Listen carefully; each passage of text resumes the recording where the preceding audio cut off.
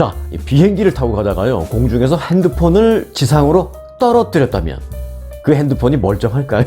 네, 이런 생각하는 것도 이상합니다만은 이게 실제 사례가 있습니다. 정답은요, 일단 말씀드리겠습니다. 멀쩡할 수도 있다입니다. 멀쩡하다, 뭐 깨진다가 아니라 멀쩡할 수도 있다입니다. 자, 실제 스토리입니다.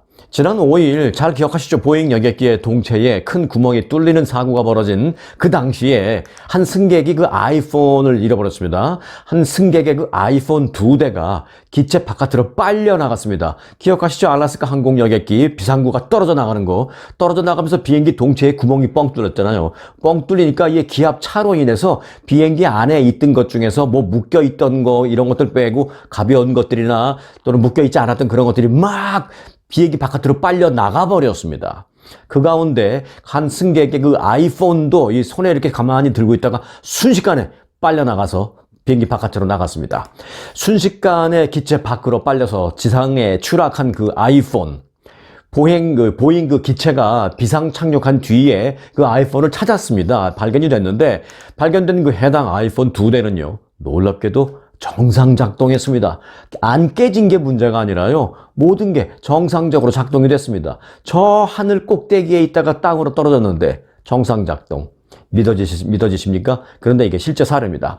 자, IT 매체 더 버지라는 매체가 있는데요. 이 매체는 구멍이 뚫린 보잉 737 맥스 기체인 그 알래스카 항공 1282편 그 승객이었던 게임 디자이너가 직업이라고 하는데요. 이 샤운 베이츠라는 사람, 그 사람의 스토리를 보도를 했습니다.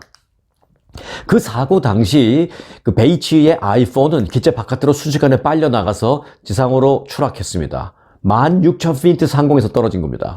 해당 여객기가 무사히 비상 착륙에 성공한 뒤에 교통안전위원회는 기체에서 그 떨어진 2대의 아이폰을 지상에서 잘 찾아서 회수를 했습니다.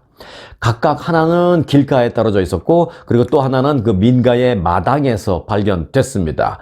그 중에 한 대는 그 베이츠의 것이었습니다. 그런데요, 놀랍게도 땅에 떨어진 아이폰은 여전히 멀쩡했습니다. 베이츠에게 전달이 됐는데요, 베이츠는 이와 관련해서 이렇게 말했습니다. 비행기에서 떨어져 내린 아이폰을 나는 사실상 포기하고 있었지만 회수된 내 아이폰은 완벽하게 생존했다. 배터리는 반 정도 남아 있었으며 여전히 내가 비행 모드로 만들어 놨었는데 비행 모드 그대로 그 상태에 나에게 돌아왔다 라고 말했습니다. 그는 또 16,000피트 상공에서 떨어졌는데 이 전화기가 살아남았다라는 것은 사실상 나는 기적 같은 느낌이다 라고 말을 했습니다. 너무나도 반가워서 완전히 포기했던 그 아이폰을 그대로 다치지 않은 상태로 찾았다는 그 상황에 대해서 너무 감탄을 금치 못하겠다라고 말하고 있습니다. 뭐 아이폰이 대단해서가 아니라 완전히 16,000피트 상공 비행기에서 떨어뜨렸는데 그것도 뭐 헬리콥터도 아니고 여객기에서요. 다시 그대로 찾았다는 거에 대해서 감탄을 금치 못하고 있다라고 말하고 있습니다. 이 수 킬로미터 상공에서 떨어진 휴대폰이 그러면 어떻게 멀쩡할 수 있었을까요? 그런데 사실 이런 종류의 낙하 충격 실험은요, 이전에도 진행된 바가 있었습니다. 지난 2011년 미국의 그 테크 매체인 와이어드라는 매체는 이 아이폰 4 기종을 비행 중인 항공기 바깥에서 일부러 떨어뜨리는 실험을 했었는데요. 당시에도 이 아이폰은 파손되지 않고 무사히 살아남았었습니다. 그 이유는 이렇습니다. 이제 물리학적인 이론이 조금 가미되는데요. 별거 아닙니다. 아주 기초적인 것입니다. 물체가 높은 곳에서 떨어지면 중력 때문에 점점 가속이 붙게 되죠. 점점 가속이 붙습니다. 하지만 물체가 그렇게 영원히 가속이 붙는 것은 아니다라는 것입니다. 그게 물리학의 이론이라는 것입니다. 어느 정도 떨어지다 보면 결국 종단 속도라고 있는데 이제 가속이 그만 끝나는 그런 종단 속도가 있는데 거기에 이르게 되면 더 이상 가속이 붙지 않는다라는 것입니다. 종단 속도 거기서부터는 더 이상 가속되지 않고 일정한 속도로 떨어지게 된다라는 것입니다. 물론 뭐 천천히는 아니죠. 빠른 속도인 것만은 분명합니다만은 계속해서 더 빨라지고 영원히 그렇지 않는다는 것입니다. 즉 일정 이상 높이부터는 아이폰이 받게 되는 충격이 동일하다라는 뜻입니다. 결국 아이폰의 생존 여부는 얼마나 높은 곳에서 떨어지느냐가 아니라 어디로 떨어지느냐에 달려 있다라는 게 이 IT 매체, 이 버지라는 매체의 설명입니다. 이 낙하 지점에 아이폰이 받을 충격을 적절히 분산시킬 수 있는 그런 어떤 부드러운 숲을 속에 떨어진다라면 더더욱이 좋고요. 이 아이폰이 생존할 가능성은 그런 곳에 떨어지면 더 커집니다. 그러니까 이제 길가에 떨어진 것은 전 그거는 그래도 대단하다고 봐요. 그리고 이제 뒷마당에 떨어진 것은 잔디밭이니까 여전히 생존할 가능성이 역시 크다라는 것은 사실입니다. 그런데 물론 하나는 길가에 떨어졌는데 그것도 멀쩡하다는 게 이게 참 대단합니다. 자, 아주 기초지만 물리학 이론을 다시 한번 상기해 보면 이렇습니다. 어떤 물체가 공중에서 놓아지게 되면 떨어지면서 가속이 붙게 되는데 그 가속이 영원히 계속 붙는 게 아니다라는 거죠. 쉽게 말해서 떨어질 때 속도가 점점점 빨라지기는 하지만 어느 정도 빨라지게 된 후에는 일정 속도로 떨어진다라는 것입니다. 100피트에서 떨어지는 물체가 땅에 떨어질 때 받는 충격이 100이라면 이번에 16,000피트였죠. 16,000피트에서 떨어지는 물체에 가해지는 충격이 반드시 16,000은 아니다라는 것입니다.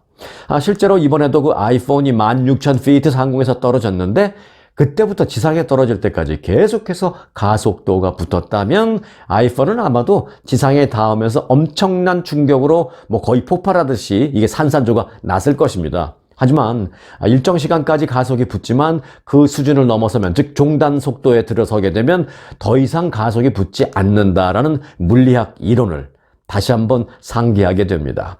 자, 그렇게 하늘 위에서 떨어진 그 아이폰이 멀쩡한 것도 신기하고요.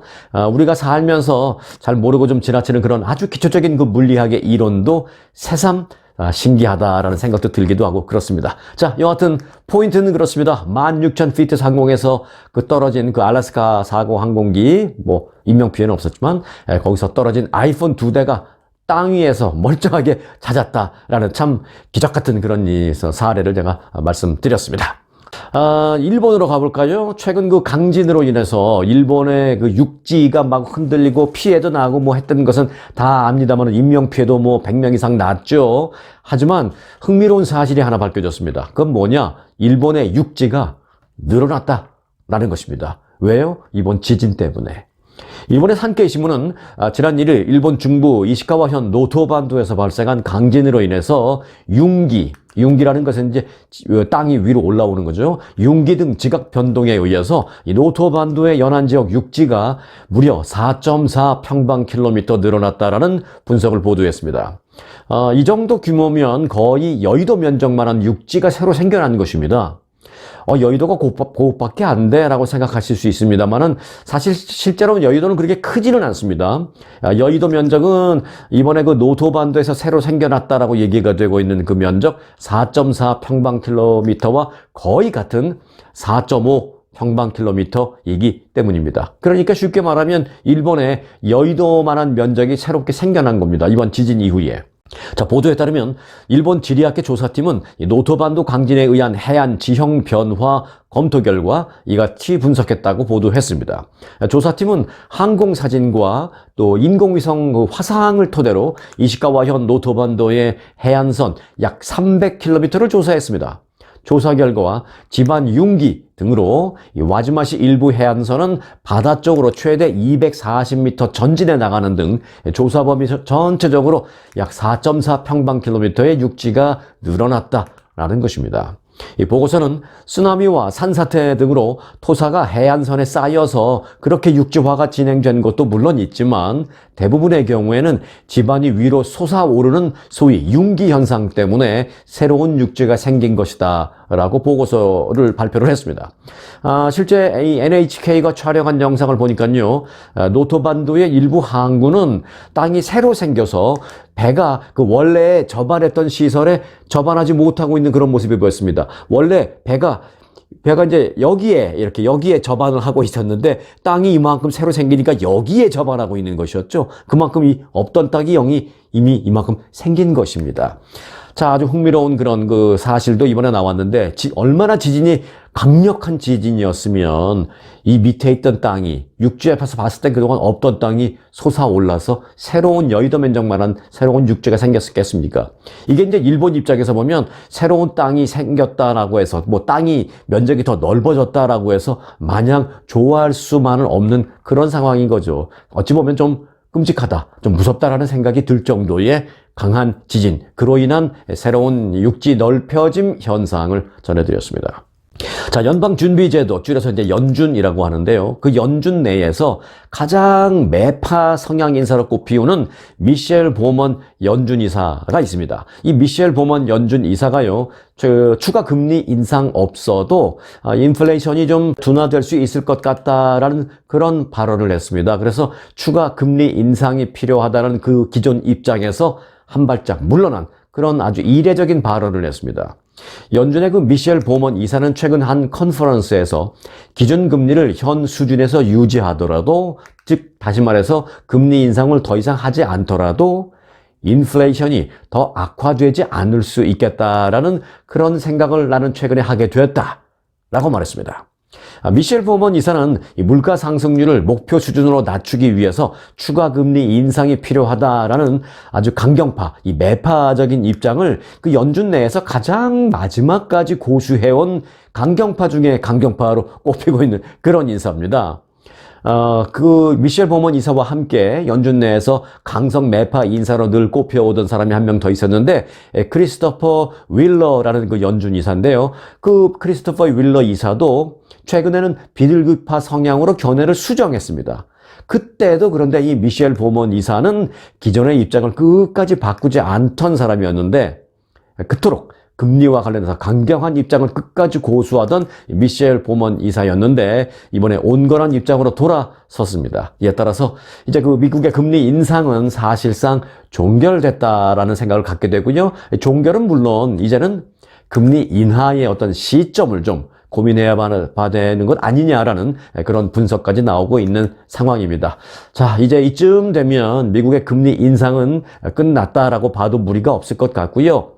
금리 동결이 이제 한두 차례 더 있을 것 같고, 그리고 금리 인하를 분명히 할 텐데 올해 언제쯤 그러면 금리 인하를 시작할까? 요거를 이제 고민해 볼 그런 시점인 것 같습니다. 뭐 대부분의 경우가 이제 올 연말쯤은 금리 인하가 시작될 것 같다 이렇게 얘기하고 있고요. 조금 더 비둘기파적인 성향을 갖고 있는 사람들은 올 여름쯤이면 금리 인하가 시작되지 않을까? 뭐 이렇게 얘기하는 사람도 있는데요. 일단 금리 인상은 끝. 요거 이제 거의 대부분의 얘기가 그렇게 나오고 있다는 것을 말씀을 드리겠습니다. 네, 공화당에서 이 도널드 트럼프 전 대통령의 영향력이 날로 커지고 있는 가운데 미국의 보수층의 그 뿌리인 복음주의 개신교 유권자, 복음주의 개신교 유권자, 이제 대부분이 좀 백인들이죠. 백인 복음주의 개신교 유권자층도 트럼프를 중심으로 좀 변화하고 있다는 그런 진단이 나오고 있습니다. 자, 이와 관련해서 뉴욕타임즈는요, 교회에 출석하지 않고 대신 정치 유튜브 채널 등에 더 몰두하는 새로운 복음주의 유권자들이 늘고 있다라고 보도를 했습니다. 뿐만 아니라 이들이 트럼프를 열렬히 지지하고 있는 그런 지지층이다라고 분석을 했습니다.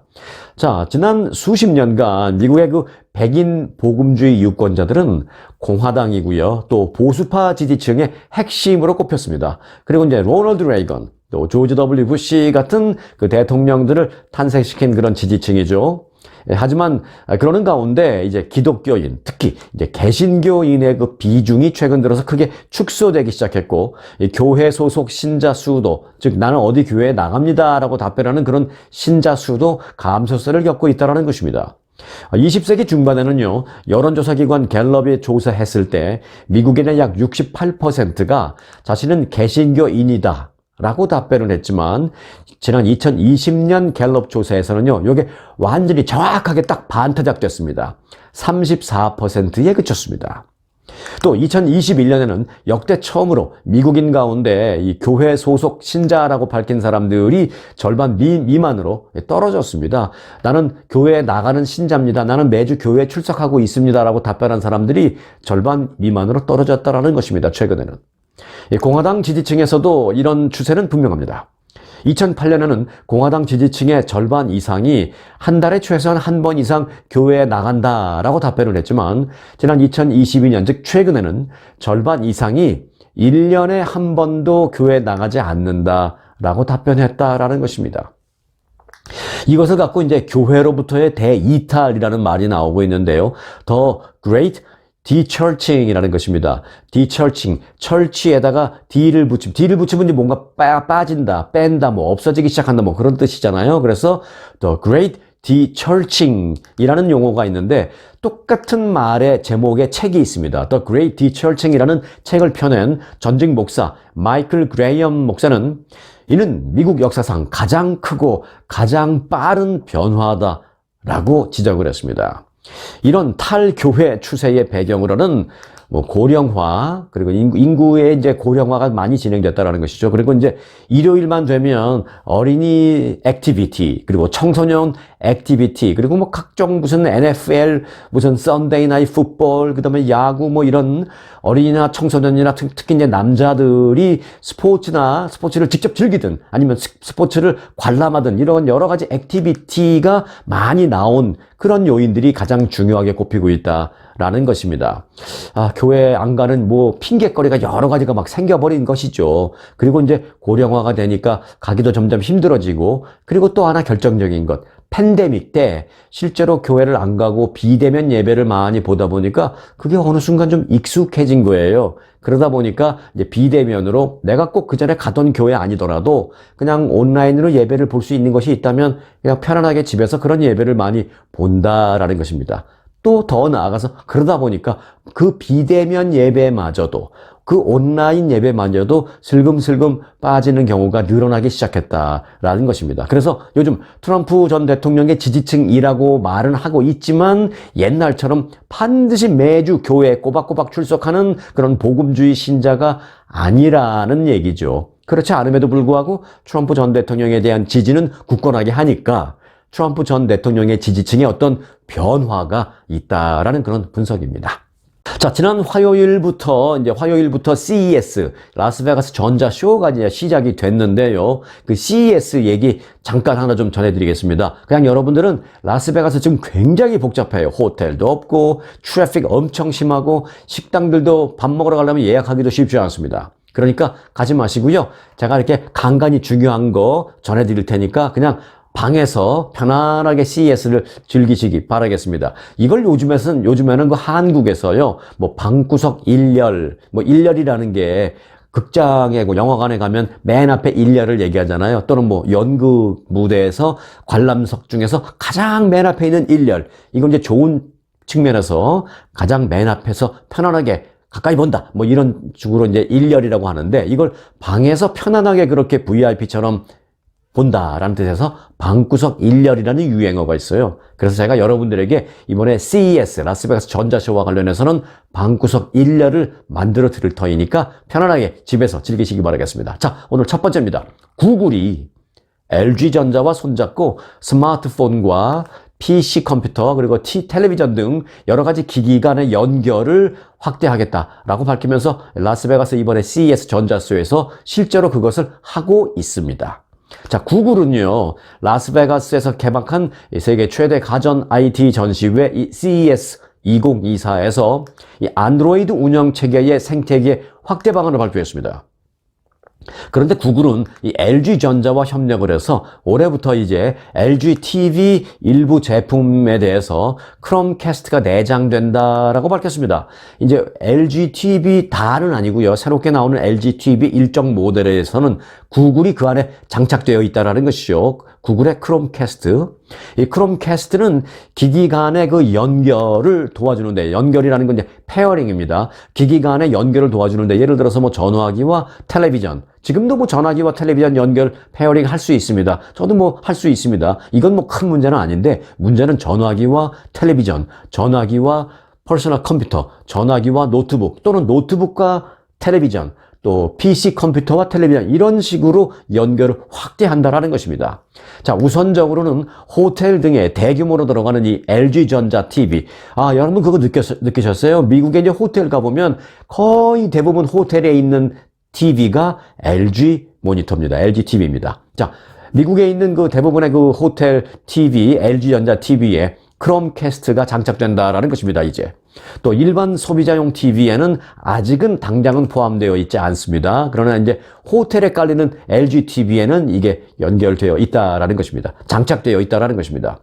자, 이에 따라서 이 안드로이드 폰으로 보던 영화 등 그 영상을 개별 앱에 로그인해야 하는 그 번거로움 없이 LG전자 TV를 통해서 계속 그대로 볼 수 있게 된다라는 것입니다. 구글 폰은 물론 안드로이드 폰인 그 갤럭시, 삼성 폰 갖고 계시면 그 갤럭시예요. 삼성 폰 그 갤럭시를 이용해서 LG전자의 텔레비전과 연결이 그대로 바로 가능하다라는 것입니다. 특별히 앱을 다운받지 않아도.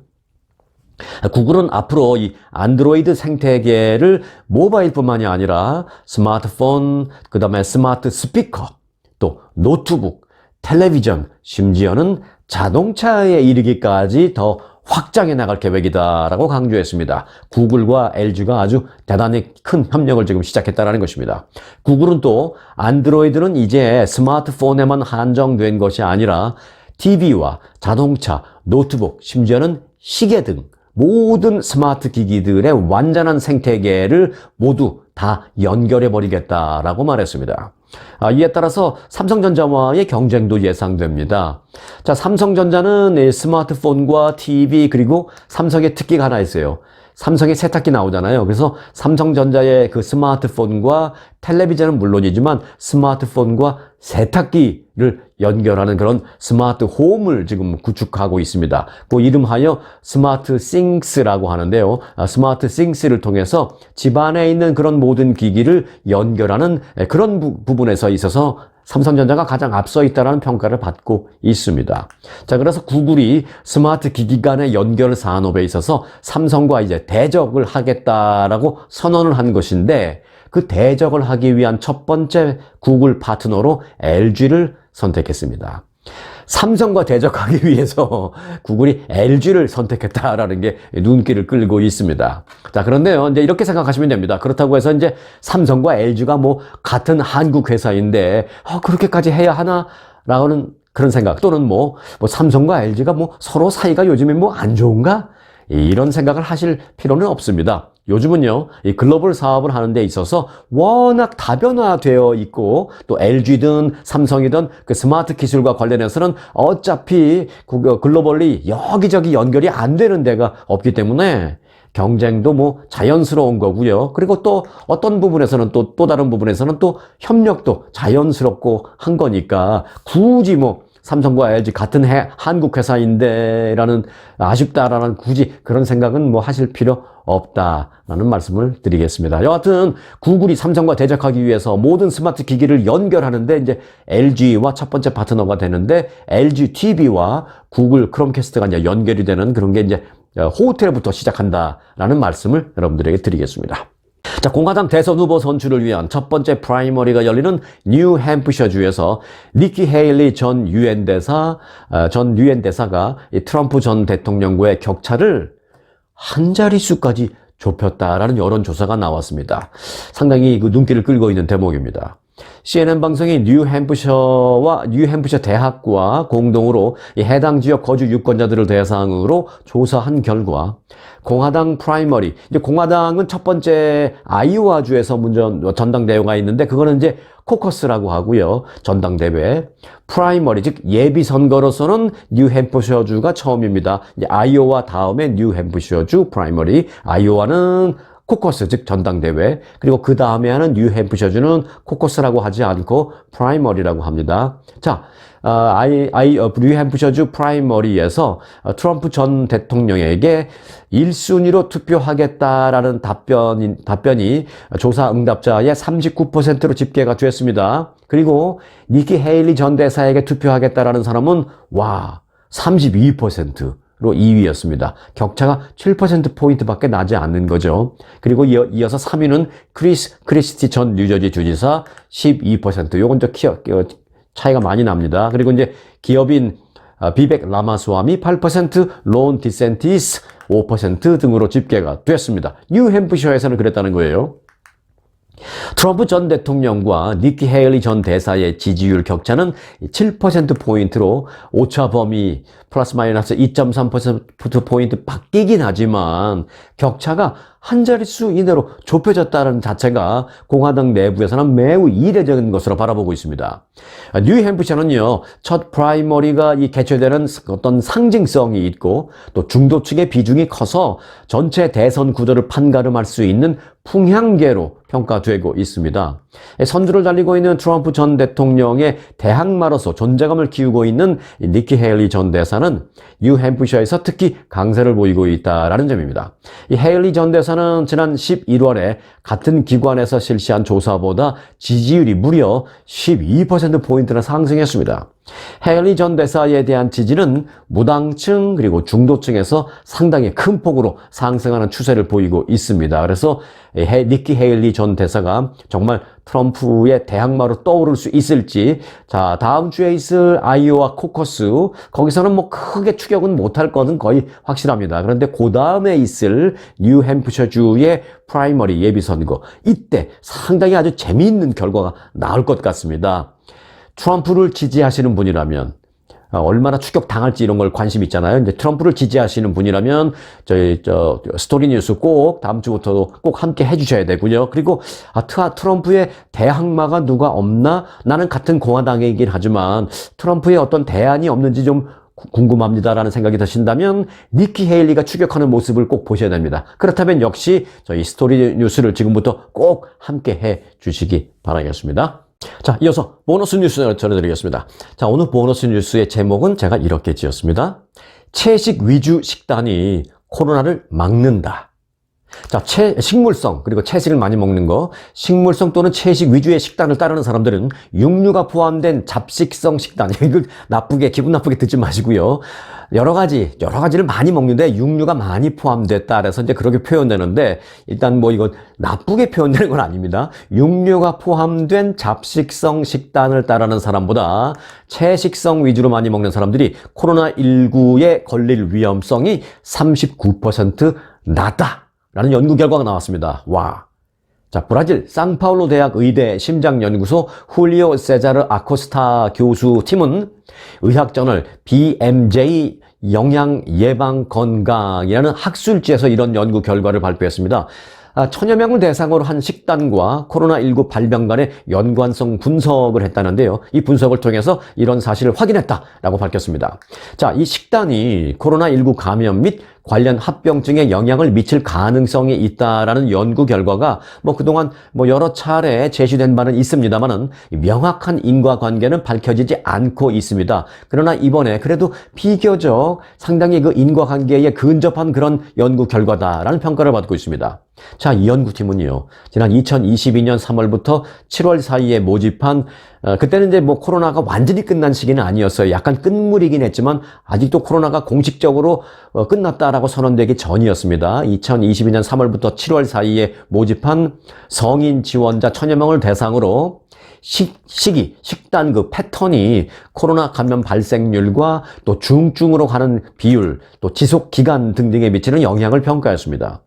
평소 식사 패턴과 식품군 섭취 빈도, 또 코로나 백신 접종 등등을 포함한 이 생활 습관 및 병력 등을 설문으로 조사해서 참가자들을 육류가 포함된 잡식성 식단 그룹, 기분 나쁜 잡식 나쁜 뜻이 아닙니다. 육류가 많이 포함되어 있는 그런 잡식성 식단 그룹과 또 식물성 위주, 채소가 많이 포함된 식물성 식단 그룹으로 나누었습니다. 자, 그런데 식물성 식단 그룹은요, 다시 이제 육류를 일주일에 3회 이하 섭취하는 반채식주의자와 또 채식주의자로 나눴습니다. 그러니까 채식주의자는 완전히 이제 채식만 먹는 겁니다.